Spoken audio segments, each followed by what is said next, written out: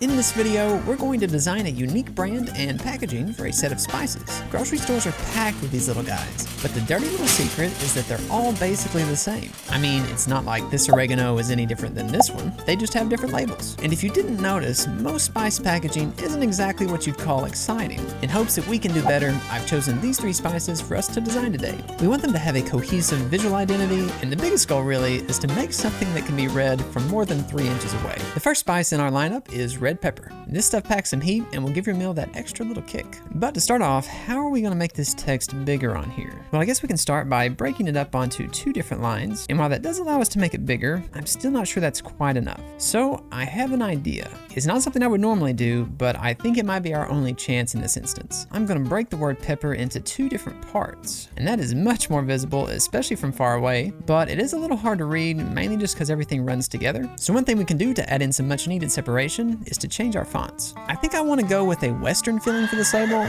just because red peppers always make me think of hot climates like the desert. So I'll choose this slab serif, kind of cowboy looking font for the word red. Then we can just use a sans serif font for pepper, and that'll be a nice contrast. And I'm thinking maybe we could just pull or bend or stretch these letters just to give them more of a unique shape. What I'm trying to accomplish here is just to add some playfulness to these letters. I want to thicken them up and make them feel less rigid. At some point, I did realize that these 3 stacked E's just looked really bad, so I decided to switch to a lowercase e instead. And of course, the font I was using didn't have lowercase characters, so I had to find a new one just for the E's. Then I added in some extra curves here and there, made some guides to keep everything nice and aligned. And I'd say one of the best changes I did was shrinking red so I could make pepper taller. This added a good bit of contrast between the words, and I ended up with something that I quite like. Now we can get on to that desert illustration. Just to make it feel like really hot, like the sun's beaming down, we've got these hot peppers nearby. So let's start out with kind of a red or orangey tone background. Then I'll make our letters more of a tan instead of black so they stand out against this. And then we can come in here and start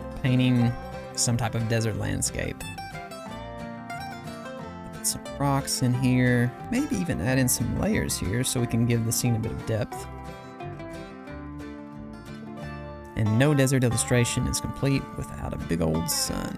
And I guess just to make this a bit more clear, maybe adding some type of plant life like a cactus or something would work.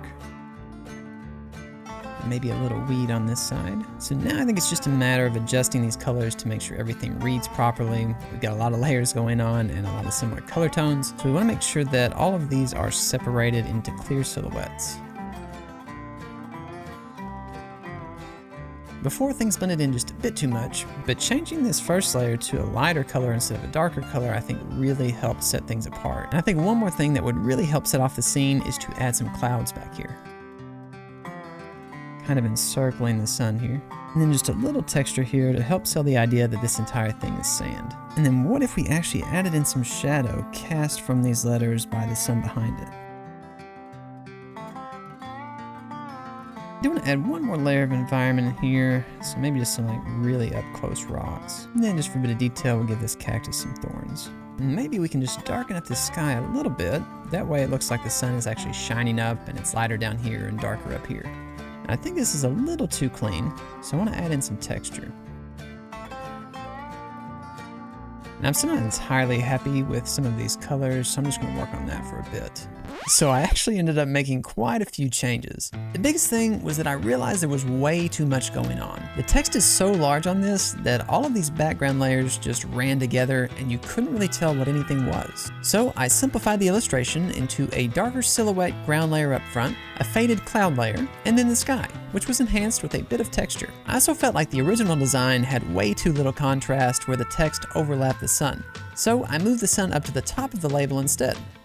It makes a nice frame for the word red, and I could also make that text a darker color, which really helps separate it from pepper. Finally, I used a liquify filter to roughen up the edges of the text and make it a bit more rugged, which I felt helped it better match our Western theme. Now as for the logo, I'm naming this brand Spice Shack, and honestly I think we can just stick it over here on the side. It's not necessarily something I would normally do, but I feel like the visual style of this package is so unique that it'll bring enough brand recognition all by itself. The logo won't have to do too much of the work. Just make that yellow, and then we can place our net weight text right here in the bottom. And that'll do it for our first package. And I've got to be honest, there were several points throughout this design where I wasn't sure if the concept was going to work or not. But in the end, I think it turned out really good. Now we just need to take this style and apply it to our other two packages. Up next, we have the salt. So I've made this little box, and that represents the area taken up by text on our pepper package. And I can then use that to split up our salt text and stretch those letters to fill those same bounds. That should give us some level of consistency between these different labels. I want these letters to somewhat mimic the smooth and sharp edges of salt crystals, so I'm thickening them up a bit, but I am rounding some of them to better tie into the font shapes on our first label. For the background, my idea is to illustrate some type of salt mine, which is where salt actually comes from. We don't want to go too detailed, so let's focus on showing just the crystals. We'll go with a dark background, a wider font that leans more towards the cool colors instead of the warm colors. And we'll go ahead and get our logo and net weight in here. So maybe I can just come in here and start making some crystals. We'll see how this looks. And once we get something like that, we can just fade it into the background. And I believe with a few more of these, this actually might work.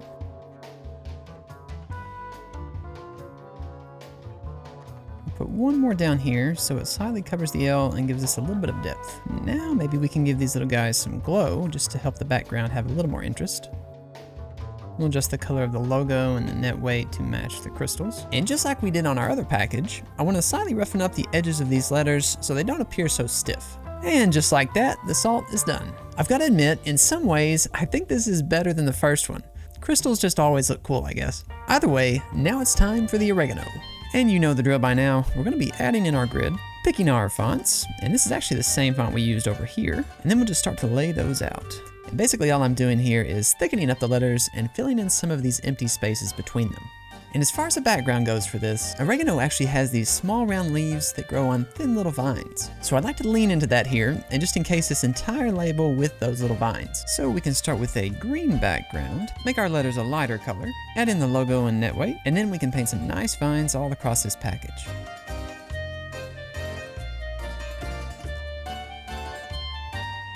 And to develop a little more contrast here, I'm going to darken up the background and lighten the leaves. And finally, I think if we give these a shadow, that should really make them feel like they're coming off of the paper. And with that, we have our final design.